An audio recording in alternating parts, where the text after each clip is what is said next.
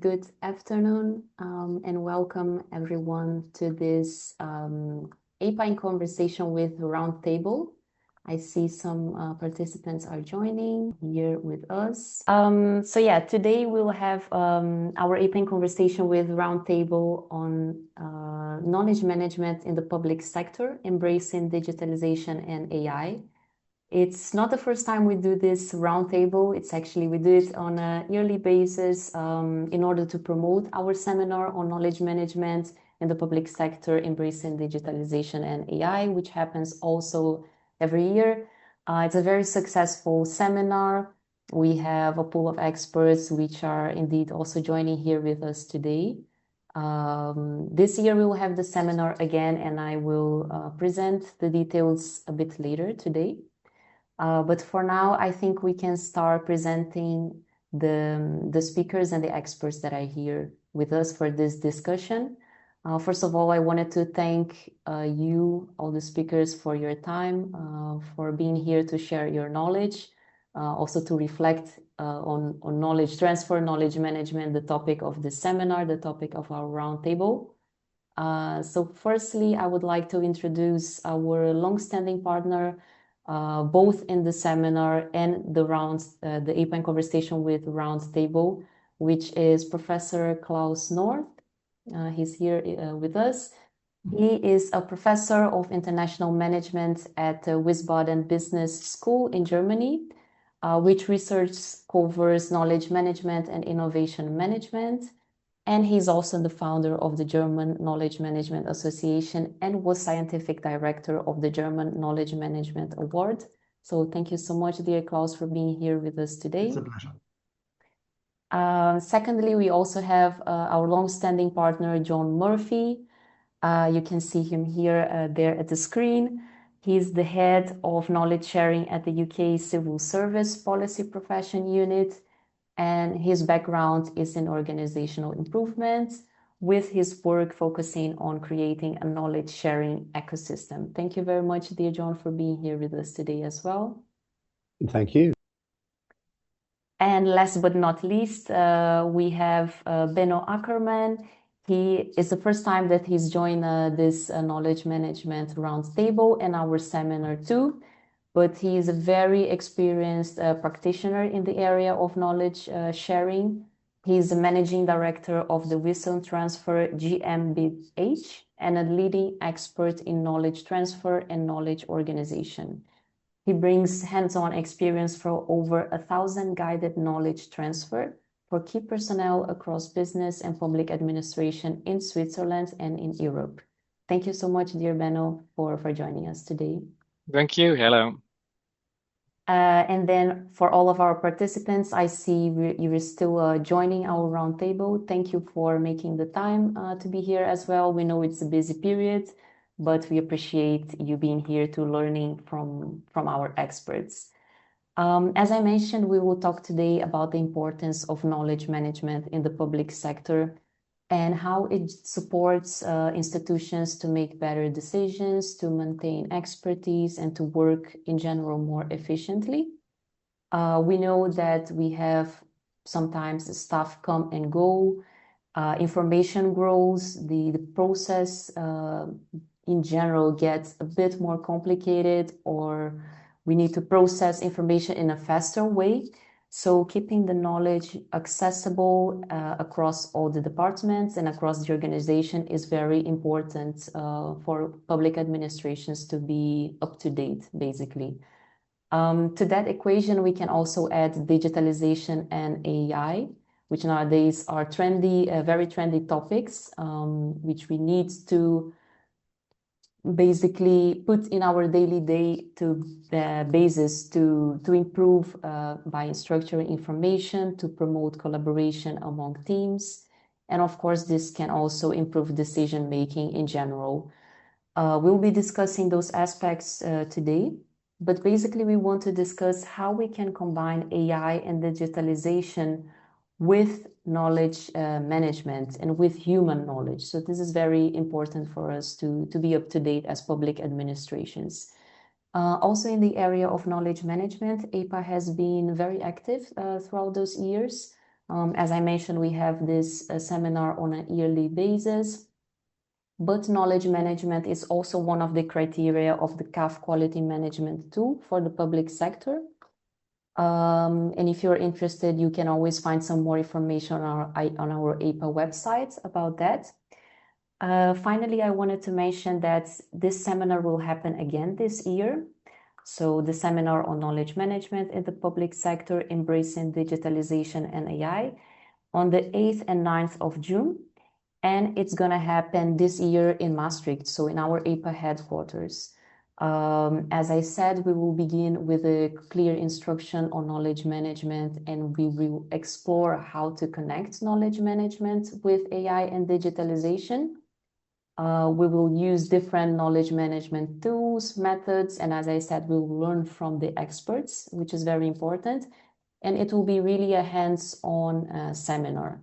Most importantly, you will all leave with an action plan to apply those concepts in your organization. So we really want to bring a practical side to the seminar, as we do every year, but we try to update always based on our participants' feedbacks as well. So I think with this introduction, we can kick off the round table. For the audience online, I would ask you to please use the chat box, which is here down below. You can ask questions directly to any of our speakers, or you can ask more general questions or any comments. Feel free to do so. EIPA's marketing team and I will be checking this box in between those questions, and we try to come back to all of your comments and questions more towards the end of the round table, where we will spare 10 to 15 minutes to answer those questions. So I think with that, thanks again for joining us. I think we can start. And I would like to start actually by asking a direct question to the experts. I think I will just follow the order from which I started presenting the speakers. So the first question would be directed to you, Klaus, if that's okay. Yes. We saw that we have this 2025 OECD study, which is called Governing with Artificial Intelligence. And basically, this study concludes by saying that the development and the use of AI have become widespread in public service design and delivery in recent years, with 67% of OECD countries using AI to improve this function, which is quite a reasonable number. Obviously, we all know that AI brings some significant organizational, ethical, and governance challenges, which makes the effective integration of human and artificial intelligence a main priority for public administrations. So, Klaus, what I would like to ask you is, in this context, what do you think are the implications of AI for the management of knowledge work and knowledge workers? And thank you. Yeah, we are at the beginning of a journey, I think of a long journey. Many of you participants, many of ourselves are already witnesses the first experiences with applying AI to our work in basically analyzing data, getting putting reports together, basing our decisions on recommendations which we seek by using platforms, very often platforms which are not building on data which we have put in there.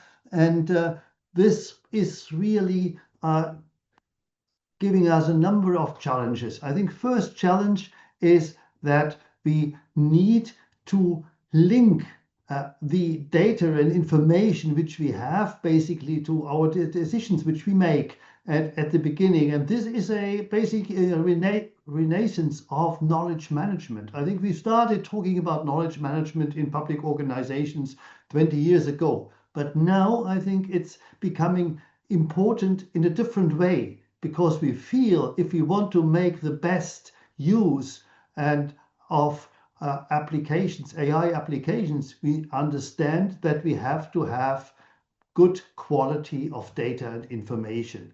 And if we have outdated information, if different versions whatsoever, then a chatbot will not be able really to provide answers to our citizens, which are the right answers, which are up to date or whatsoever. So at the moment, we are a bit in this process of between frustration of not getting the depths of knowledge which we need in order to apply AI. And on the other hand, we get already to the first results applying AI in our daily work.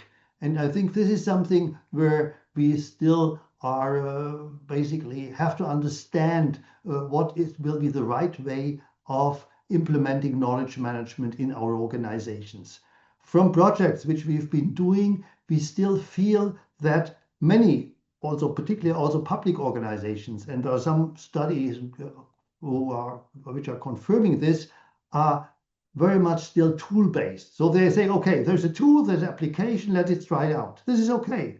But the question, what is a business case behind it? How will this enhance value for the citizens?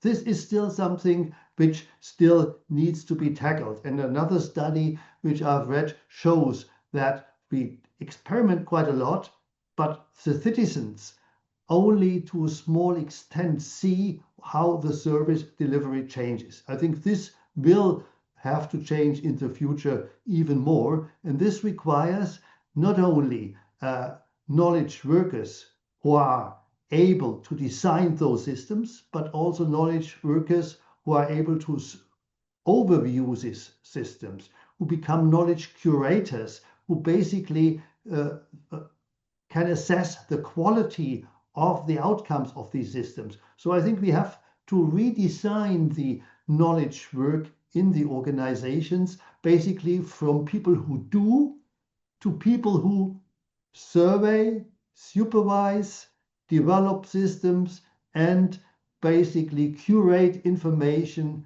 data and information, so that we have the right basis in order to apply all these tools. I think this would I would stop here with an input, and this has a lot of implications on how we manage knowledge in the organization and how we interact. And I think we'll come to this when we go to the further questions. Yes, thank you, Klaus. I think that's already great to start with. But perhaps in other words, you also mean that we should start more with public value than the technology itself, because as you said, many tools are presented. Somehow some of our workers are lost in between. So really starting, okay, what is the added value of that, and what is the impact, as you said, of this will perhaps make the workers a bit more connected to the technology itself, which will bring more knowledge management or, as you said, redesign the knowledge work. So I think that's indeed a very interesting inputs that you put there for us to start. I think in this case, we can now as well go to a question to John. John, we know that you are, let's say, you have this practitioner's view as well. So you have a lot of experience in the area of knowledge sharing ecosystems. So building on these discussions that we have been talking about, and also drawing from your experience in this field, I would be very interested in learning from you. How do you think the traditional methods of knowledge transfer and retention are now made easier with AI tools? And do you have perhaps any practical examples from your daily work to share with us? Thanks, Giovanna. Yes, I've got the easy task here because I think it's fair to say that first of all, we're mostly working here where we're talking about knowledge transfer and knowledge retention when people move or leave organizations. We're talking about a restricted area of knowledge. So you're not going out to the world and you're not wondering about inaccuracies of bringing in information if you use AI tools. AI tools have completely changed the landscape.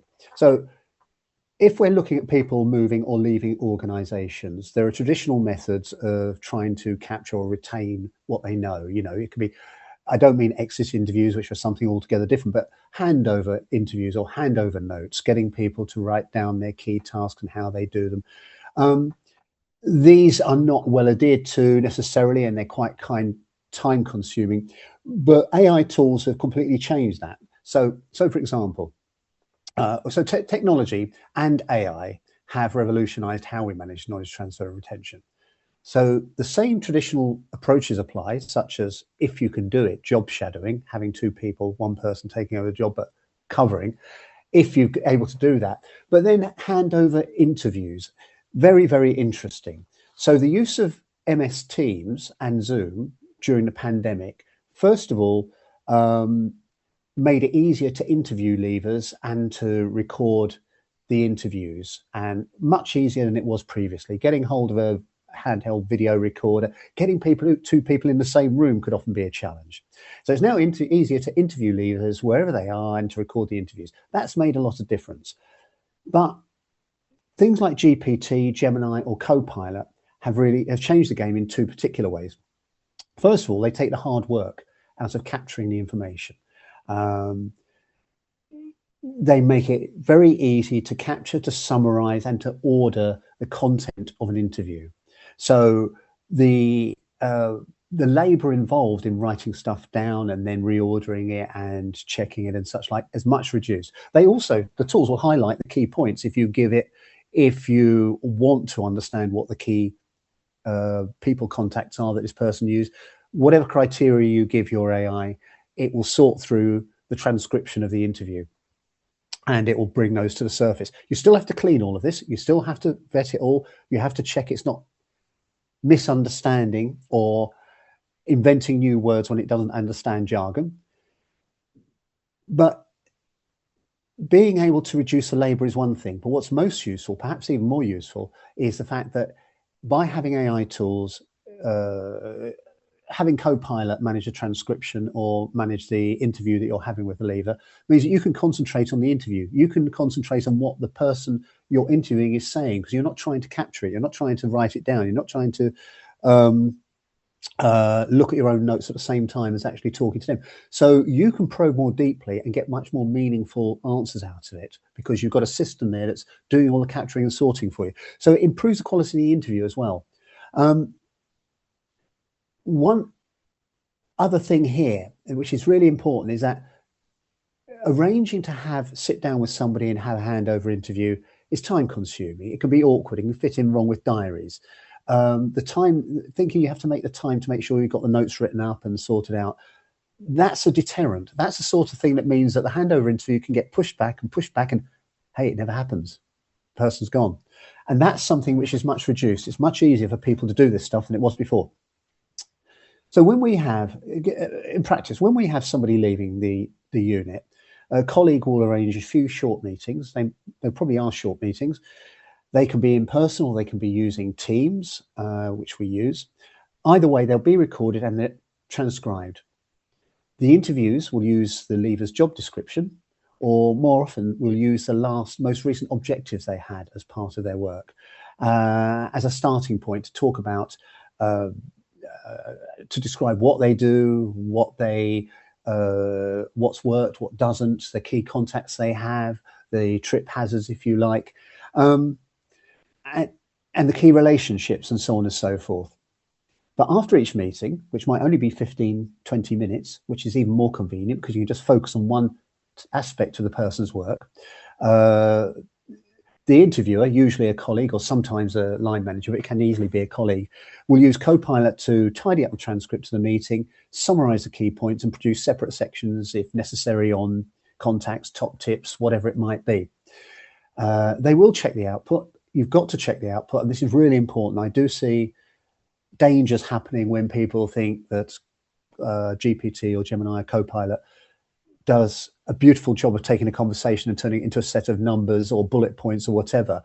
But you've got to check it because it will get things wrong. It will get acronyms wrong. It will get jargon wrong. It may get organizational names wrong.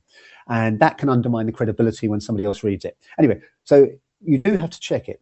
But we will check, the interviewer will check the copy and then check it with the interviewee, and then it will go in our case, in the SharePoint folder for that team as a reference point. And that's essential because most of the time when somebody's leaving, you don't get to recruit a replacement until after they've gone. So that's an essential asset. And it's much richer than just a handwritten or a typed up handover note from the person. concerned. The other thing here to think about is very often when somebody's leaving, there's a downsizing happening, and the remaining team are going to have to take on parts of the work. Again, they've got a really good reference point, along with the recording of the interview itself. So I suppose essentially one of the things for me that has changed with the use of, well, first of all, the technology that came in during the pandemic, and then the use of AI tools, is it's so much easier to do what used to be quite a boring and mundane job. And what I'm not seeing yet is other organizations waking up to this, that you don't have to have long, tedious interviews with lots of administration afterwards. Using these tools, you can really cut it down and make sure that you do capture much more of your colleagues' skills, capability, and knowledge when they're leaving. Yes, thank you so much, John. Actually, I really like to hear practical examples, because something that we always discuss in our knowledge management seminars is the fact that, and this is something more for the public sector, is that we really see a wave of retirement. And perhaps this knowledge that is then living with this person is not captured still in the organization, and then it's lost for younger generations. So I think that's a very important discussion to bring. It's great to see then that you are using those tools daily, and that people can concentrate perhaps on other tasks. You said indeed that those AI tools, they can facilitate some tasks which are repetitive or tedious, but it's That's the cheap always one. exactly, and it's always important to check the output, which is then done by humans. So then again, it's not like the AI is then taking the place of human, but rather complementing each other. So that's exactly what we are trying to bring into our discussion, I think. So it's great to see how you're using that for handover interviews, or really to make the processes a bit smoother for all of us. So I think that's indeed how we should look at it for our knowledge management practices. Great. I think now we can finally go and ask a question to Benno as well, a very experienced practitioner too. We would like to hear some of his experiences in real life. Benno, you were involved as an external consultant for the Swiss Federation Administration on strategy development, on ongoing awareness trainings for leaders, and train the trainer courses to build up a community of knowledge transfer coaches. How was that for you? How was the process of knowledge retention and transfer in this context? And how do you think that this connects to the methodology and the Federal Council's 2024-2027 personal strategy? Yes, thank you for this question, Joanna. First of all, it was kind of strange because the better I do my job in the federal administration, the less they will use me as a provider of these knowledge transfers, because they do it inside. So this was for me the first challenge to come over this point and to see, well, it's very useful, and it's if you want to scale it, you have to have a community of persons being able to do the job. And then there have been other topics, like, for example, that we had a coached version of this knowledge transfer. John already mentioned it, with all the benefits and all the tragedies which can happen there if you have it coached and you are moderating, asking questions, and so on. It's time consuming, and we go into the details then in the course in Maastricht. And on the other hand, we had to provide a help yourself version. So this means that people are able to do it on their own. And if you want to drive from A to B with a car, you don't want to take and read a handbook with 450 pages, how to start the car, then how to put in the gear, and all the nitty-gritty details. So in the field of knowledge transfer, this means that it has to be as simple as possible. And there, I think we come down then in the landing zone of AI, because now AI, and Klaus and me, we are working in another project to elaborate this, that AI is not only providing data, information, or knowledge, meaning you ask questions, you get an answer. You have let's say 350 documents about controlling and the budget processes and so on in your area, and you want to know what do I have to do, which template will I have to use for this or that, how to consolidate the cost centers and so on. So you get answers. This is one use case for AI, but the other use case is how can AI assist you to capture this knowledge or this information? So asking the questions. If you have a certain role, let's say I'm HR responsible and I want to set up a new guidelines or something in my area, then it is important that AI is understanding first some context and then asking you the question which are corresponding to this context. And this is still a challenge, Clara. we, we are working on this right now. So it should be able to replace, let's say, a human person going there, being that two persons are in the same place and so on.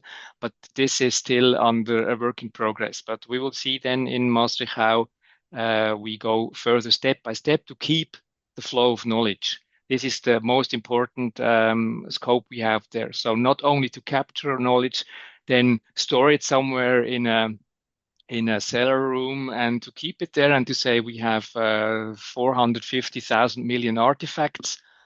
Well, the question is who uses it and what is it to use for? How can it solve your problems?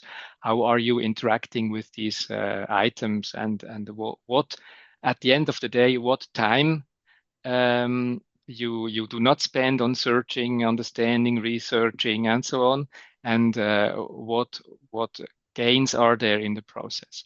And this is what the Federal Council then noticed, that there are a lot of retirements going on in next years. So the demographic will still get more impact, even in the administration, not only in economics, everywhere where people are working now. The older guys look at us; they are they are leaving, and during next years, I have gray hairs as well. So they have to. These organizations have to keep knowledge in their teams and to be able to keep the flow of knowledge in their processes, to solve problems, to do the jobs, and so on. And then the Federal Council, he said, okay, we work with the federal HR, and they worked with me as an external to put up the main points. One point in the strategy is the knowledge transfer. So keep knowledge, retain knowledge, and transfer knowledge. And I put the link to this strategy in the chat, I think, right now. So you can have a look at it if you want to, and you see what are other key points. So they brought up 4 key points, and one of the key points is keep knowledge and transfer knowledge. And then we provided and built up, let's say, a toolbox to have the coached version or the help yourself version. And now for the community, this is still an ongoing topic because the funding is there the big challenge. So if you do something which other organizations will use, the question is always who is to pay for, who has to pay for. So is it one central organization, let's say HR as central services, and then if you have a budget, it's okay. But on the other hand, if you are decentrally working, so suddenly the question will rise then, but why are we paying when the others are using it? But the others, they have 2 less cases. Let's say you are in an area where you have per year 12 knowledge transfers. So you will not be able to build up an own coach or a known person to do this. So you are depending on a central person. And it's not only a question of AI or of methodology and everything, it's as well a question of politics. So who is at the end of the day investing time, can be allocated, has FTEs who can really do the job, who are good, who are trained, who know the topics and how to work with people. And this was one of the topics we had as a challenge during the train the trainer. So we build up persons, they are ready, and now they have the problem that they cannot use 20 or 30 or 40% of their work time to guide these knowledge transfers. So this is, for some of them, this is really a challenge. But overall, I think it's a very interesting, for me, an interesting area, and a very good scalable area where you can have, with a good methodology, a lot of impact. Thank you so much, dear Benno. I saw Klaus nodding in some moments because apparently, as you said, indeed, you are both working on this project together. Perhaps, Klaus, you want to add anything to that? Do you perceive it the same way as Benno?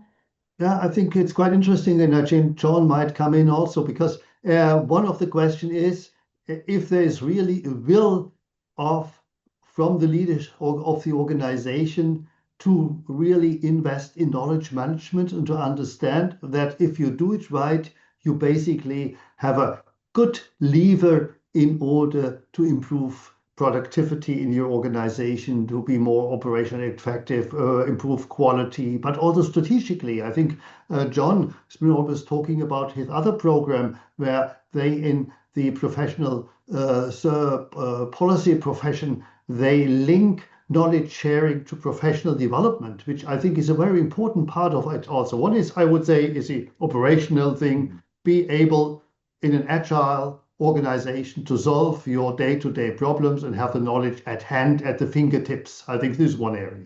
The other thing is the strategic way of saying what are the topics which are upcoming and how to prepare for these topics, for these new topics. To whom do we have, for example, I've been working, for example, with the European Space Agency, and they have a program thinking about how to reduce energy in their space operations. And what we did, we carried out an internal knowledge market saying, okay, which is a knowledge which we do have, which knowledge which other organizations have, how can we link these expertise to our space operations? So it's a strategic topic in order to transfer knowledge into the organization, from the organizations learn. But on the other hand, you have to develop the skills, the future skills of the knowledge workers in order to be able to manage this new type of thinking of organizations. For example, to learn from leaders, as John can tell us better in a moment,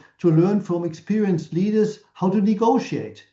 Now, how to negotiate with Trump or any others in this area, what have you been doing, and how to develop the skills which you need for your profession in the future. And I think knowledge sharing is a very important tool in this area. I think perhaps John might elaborate on that. Absolutely, I totally agree. I'm not sure about the sharing how to negotiate with the US president is quite on there.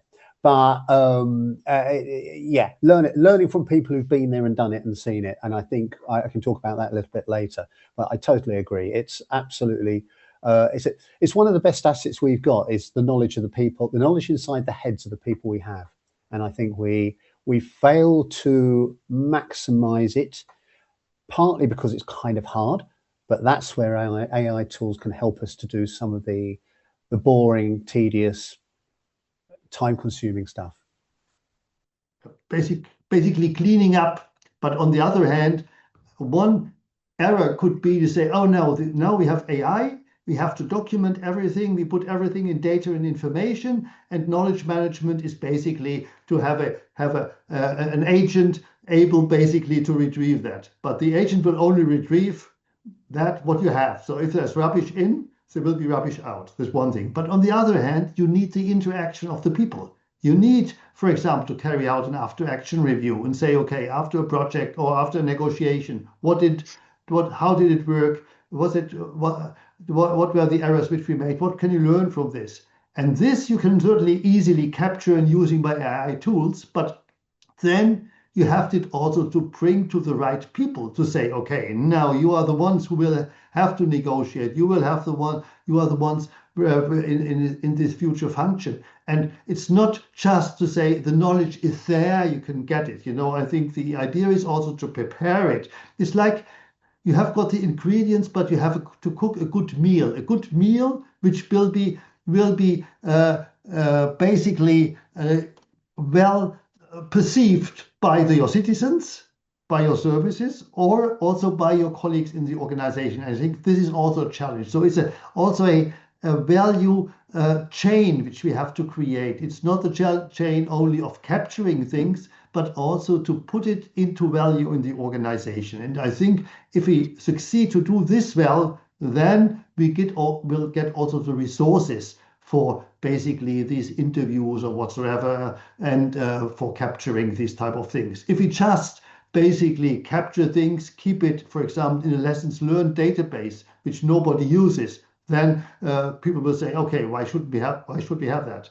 But if you really analyze your lessons learned database and say, these are the 4 or 3 most recurrent errors or learnings, and we put it into the training and we put it to those people, then I think linking the offer of knowledge to the demand of knowledge in the organization and outside, I think this is a major challenge. And this is also a leadership topic in this area. So knowledge management is not just applying tools on an operational level. It's it's a certain leadership concept. How do we create value in our organizations? And I think in Maastricht, we'll talk about these aspects in clear terms. What does it mean for leaders in organizations to lead this new type of public service? We've been talking about creative bureaucracy in other works and terms, which basically is to refocus how we think and how we create value for our citizens.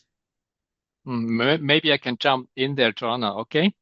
Of course, please do, Okay. yes. So, so for me, this is close. This is a very important statement. If you can prove that all the knowledge management methodologies, measures you do, the things you invest, they really have an outcome which is measurable, meaning you have cost avoidance or you have a better customer journey or whatever kind of thing, but you need to measure it. And I was working for up to 2014 at a Swiss bank, no longer existing. I don't say which one. And, and there I was asked by my boss to set up KPIs that prove that knowledge transfer is a valuable tool. And I told him then, well, if I'm a baker and I bake some bread and I'm being asked, well, you should set up KPIs which prove that your bread is best bread. It's no problem. I will deliver these KPIs, no problem. And I will prove that my bread is the best one I bake, of course. But it's not me to say what are these KPIs. So I turned around 180 degrees and I asked my customers there, what is the benefit for you? Did it fasten the induction time of a succession, or did it solve some problems, or was the organization able to onboard people in a more efficient way? And if yes, how much would you say as the demander of knowledge transfer, what was the benefit? Was it 10%, 20%? Was it of the usual induction time? Or was it even some days or whatever? And then I asked HR to get the cost rates of these persons. Of course, I didn't get it at first hand, and then at second, third, fourth attempt, I got it. And I multiplied the time where they said this is now it is fast for us. I multiplied with the cost rate of them, and this gave in 1 year 3.8 millions of cost avoidance. And even the CFO from Credit Suisse, he then understood that you can gain some money with it, and the methodology got a prize for best service of the year. So this was for me a very important thing. And Klaus, you mentioned it already. You have to be able to measure it and to show that there is an outcome which is valuable. And it's not, of course, we want to be nice guys and help each other and so on and so forth. Of course, this is important. This is the baseline. But at the end of a year, you are being asked as a knowledge manager, hey, what have you done all the year? What was the monetary benefit? Did you spare some time, some money, or did you bring in some more money? Are there customers who are more happy now? And you have to really to prove what it moved. Otherwise, the next year you will be maybe you lose your job because your manager says, okay, you don't bring down your horsepower. to the ground. Hmm. And maybe he's right, because in the area of knowledge management, and maybe this is a phrase which is not very nice to say, but in the area of knowledge management, there are a lot of people telling you a lot of things. And now in the area of AI, it's the same thing. So you have a lot of people which can solve every problem with AI. But at the end of the day, it's not about what you can present on a paper. It's about what you can move and change in an organization. Yeah, that's very well said. And I appreciate that you bring that, Benno, because that's actually a good link to something else I wanted to bring to this roundtable. So recently, Klaus and I have written this blog on the title is How AI Transforms Knowledge Work in Public Service, Blending Human and Artificial Intelligence. You'll be able to find this on our EIPA website, and it will also be shared here on our chat box. There we also bring this, of course, Benno, you mentioned this, is there a KPI to show results? Is there any monetary benefit? Is there like actionable measures that can really show how much more efficient we are? In the blog, one of the things that Klaus and I discussed was this performance management way of measuring things, because with AI, of course, how things are measured will also need to be adapted somehow. Of course, AI tools, they can accelerate some tasks. So rather, we should perhaps look at it in a different way, like rather how much the employees are producing, really check it in a different way, how this productivity is measured. So this as well is also changing how beneficial this can be for us in the future in terms of knowledge management. And there, of course, as I said, we talk about really like blending this human and artificial intelligence, this collaboration, which is one of the main topics we'll focus on our seminar. And of course, there is this major challenge, like how to really achieve this balanced approach. We talk about this in the blog. It's really interesting, and I invite you all to read. Hopefully, this can also ignite some more discussions for us. I don't know, Klaus, if you want to mention anything as well about the blog. Perhaps how do Perhaps I you... could mention some points, and then also would give perhaps the word also to John, perhaps, who can react on this, because he has lots of experience with the policy profession in the UK, how to really effectively use and apply knowledge management and knowledge sharing practices really to improve the service and the skills of the people. And I think this linking of human resources and knowledge management and AI, those three things is very important, I think, at the moment. So I would perhaps repeat what I've said. Please think about value, or think about public value and not about technology. I think this is something which we say, okay, what is the use case? Benno said that also earlier. What would you want to improve? And then if you think about this, start with really experimental pilot projects and learn with those pilot projects. Perhaps not too many, because on the other hand, we have proliferation of many organizations of lots of pilot projects which are starting here and there and over, so you have to coordinate them. There's another critique currently about AI in the public sector. But well thought, really well thought pilot projects, which later on you can scale up. I think this is the idea. And always thinking about value. Say, okay, what is the value? What is the different type of value which will create for whom? Value for whom? I think this is very important. Who are our clients for this? Again, in many organizations, I understand that knowledge management is a bit oriented to offer. You document, you put something in the system, but who wants it? And so think from the user side, think from the value side of it. I think this is very important.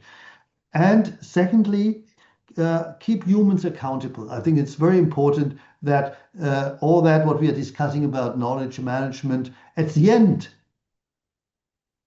natural knowledge of humans is the one who makes the difference, and artificial intelligence can support this, but I think it has to be very clearly that we should keep the humans in the loop. And I think this is perhaps not so easy, because sometimes it's easy to say, okay, suggest me a talk or whatever. But at the end, you say, okay, have you really thought over what's the quality? What are the data you're building on your decisions? This type is very important in this respect, and this relates certainly to ethics and governance of these systems. So if we talk about the new creative bureaucracy applying AI, then we have to think about these questions. What would be the governance? What would be the rules in this organization? How we will lead these organizations? How will we nurture critical thinking of what we get offered by those systems? And how will we basically curate the user, like someone in a museum who builds a nice exhibition? You have to select, you have to curate the knowledge which you want to have in this organization. And how do we train the system again in learning together with our system? And I think these are very important parts of it. I don't know if John wants to react on this, because I think you have already quite a lot of experience. Perhaps part of this is now related to AI, but I think AI will not change overall the way of how we will deal with knowledge in organizations. No, I agree. Some of the things that you're saying there as well kind of amuse me as well. The danger that people go too far and think, wow, AI can do everything. And I do see it. I see people looking at long transcripts of meetings, and I put it through Copilot and I sent it off because it looked beautiful, but there was rubbish in there. And in the UK, there's one particular example that's been going around quite a lot. A couple of months ago, a police force banned Israeli fans attending a football match on the basis that they'd been involved in a riot in another football match. It wasn't true. Somebody had Googled this, or not Googled it, they'd looked for it on Copilot or ChatGPT, and they got an answer that these fans had rioted. As a consequence, the police force banned foreign fans visiting this football match, and the police commissioner had to resign. That's because somebody did something very simple, asked a simple question, got a very nice answer, but it was complete nonsense. So I've not seen any of that locally, I have to say, but I have seen people putting things through where the AI's made an interpretation that hasn't been correct. And it's because it hasn't been checked. These tools are really good, but I tell people they're artificial, but they're not intelligent. That's you supposed to be the one making them work. But yeah, I agree. I think there's a great opportunity here. I think, and I really wish we could get everybody who can benefit from using these tools, and they're very simple, some very basic understanding of what they can do and what you need to watch out for. Because I think if people understood that, they could get a lot more out of these tools and not be frightened of them, or not make unfortunate errors with them. So this is a good thing. It's with AI you get something like a coin with two sides. One side is you are much faster. You are assistant. You're using an assistant. Suddenly you have something like a person going into the archive, bringing things with RAG, and you get good answers and so on. And on the other side of the coin, if you look at this one, then you see the skill erosion. That there are people which think they know what happens, but they are not knowing what happens, and they just use the information they get and they apply it. And unfortunately, maybe it's not right, or it's not good applied, or whatever. So these two sides, they belong together, and I think we will really do a good job if we keep both sides in mind. And as Klaus, as you mentioned, the governance should be like the base layer to prevent that AI is just headlessly applied.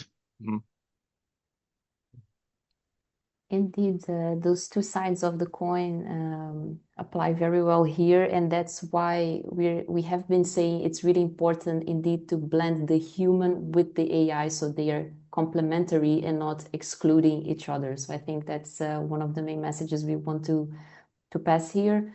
I always like to finalize the roundtable with some best practices, practical insights, practical examples from your experiences. So here I would look first to you, Benno. Is it possible perhaps to share with us one or two small practical cases where you have applied knowledge management and it was a success, and you would like to share with us as well? Yes, of course. So it's a pilot, as Klaus mentioned. I am as well doing these AI topics or projects on a small level first, and then it is to see and to approve that it really moves something, and then you can go on.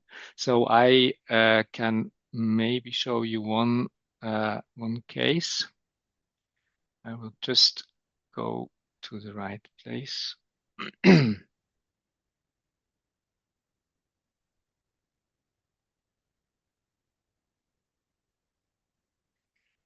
Okay, so I will share the screen.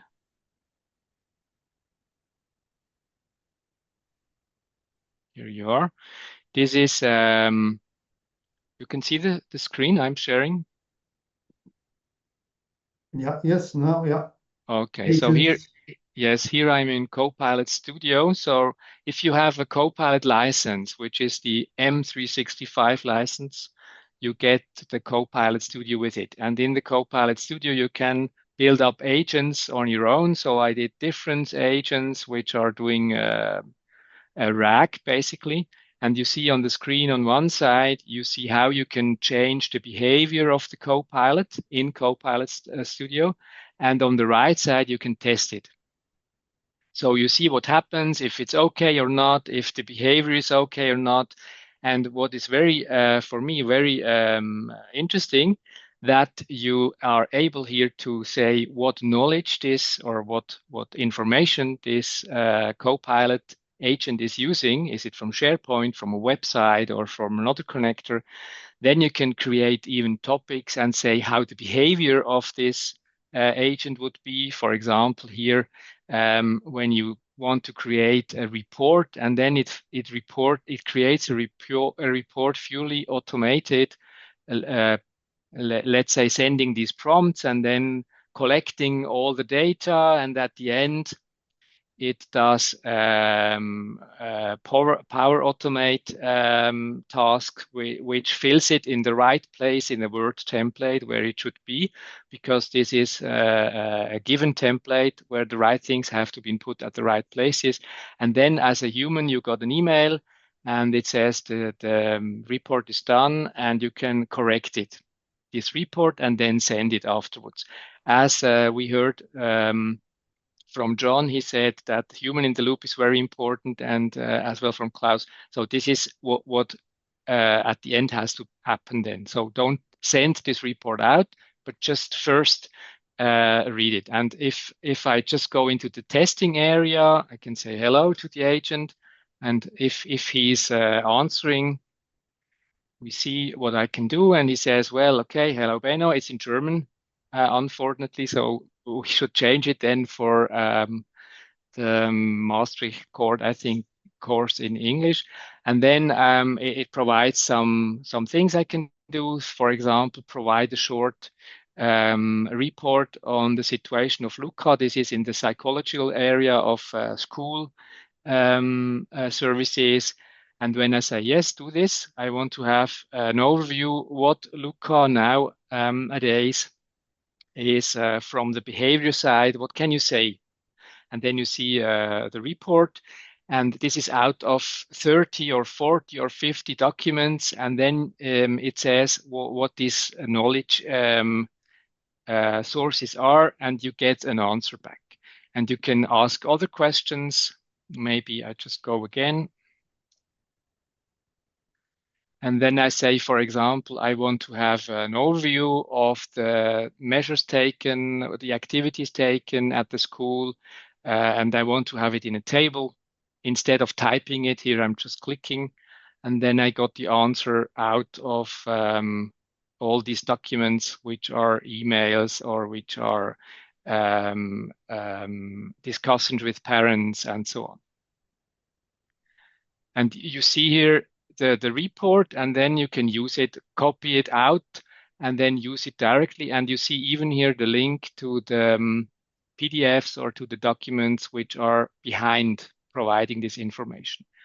And then the last thing here I just want to finally show is if you want to create this report, you can say create the SAF report, and then it just goes through on, you see here on the left side what the co-pilot is doing and where he is passing. Now he is here, and he just prompts out all these topics and puts it into variables, and then combines these variables and saves it in the Word template in the right place. So this goes a while. So maybe we just go into another practical example, and at the end, if you like to, I can show you the result.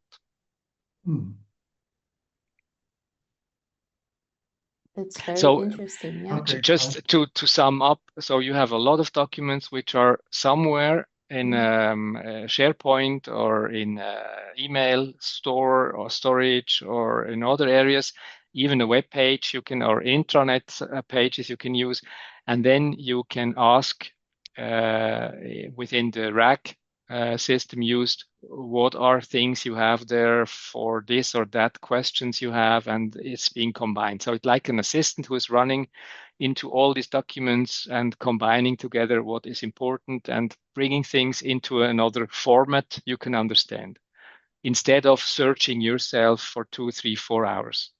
And in this case, it showed that they are 6 times faster, easier to prepare these reports. And this is a very good benefit when you multiply it with all the reports being created in these areas, and you have different places where this happens. So this gives you quite good number of efficiency, and the quality is better because AI in this context has no pre-intention. So it does not think, well, I have at the end of the day, I have to bring out this or that point. It just values. It's a mathematical thing to say what is the most probable thing here. I will deliver to a topic and then combine it, and it's neutral more or less. That's great. It's great to see this in practice. And I mean, obviously, as you said, this goes so much faster. I mean, at least 60 times faster, 6 times faster. So it really, really shows how more efficient the work of people can be using those AI tools. I mean, this is just one example that you're presenting there, but for sure we will have much more to share in our seminar upcoming in Maastricht. As I said, it will be a very practical seminar. So we will be using different tools. We will be learning from the experts. Today, the discussions were really just the beginning of what we're going to learn there. So it will be really insightful, interesting, and we hope you can participate and that this perhaps triggered some interest on your side. So just to remind you, our seminar will happen in Maastricht on the 8th and 9th of June. 2026. Here, our EIPA marketing team will also post the link for registration. Very important to say is that we still have the early bird registration at the moment, plus the EIPA member discount. So the earlier you register, the better, let's say. And you will really learn a lot. Most importantly, you will come back home with the action plan to your organizations. For sure, this topic of knowledge management now, of course, we have been discussing this for many years, as Klaus mentioned, but now we have on top of that AI, digitalization. So we really need to learn how to navigate that in the best way possible. But of course, also to have a strategic foresight for the future. We really don't know what to expect. We need to prepare for that. And as public administrations, this is very important for our work. In the chat, you will be able to see the link to the course. I don't see any questions, but in any case, there was, as I said, this was only the beginning of our discussions. We're happy to connect with you, hopefully in person in Maastricht. I wanted to thank once again you experts that have spared some time to be here with us, to share your knowledge with us and spark this interest in those discussions. And of course, all of you, the participants who are joining us online. Thank you so much for being with us for this whole hour. Now, being very mindful of the time, we are finishing sharp on time. If you have any other comments, always feel free to reach out to EIPA, to us, if you have any doubts about the seminar as well. But yes, thank you so much for joining today. I hope to see you all very, very soon. Okay. Thank you. Thank Thank Bye-bye. you very Thank much. you. Bye. See you in Maastricht.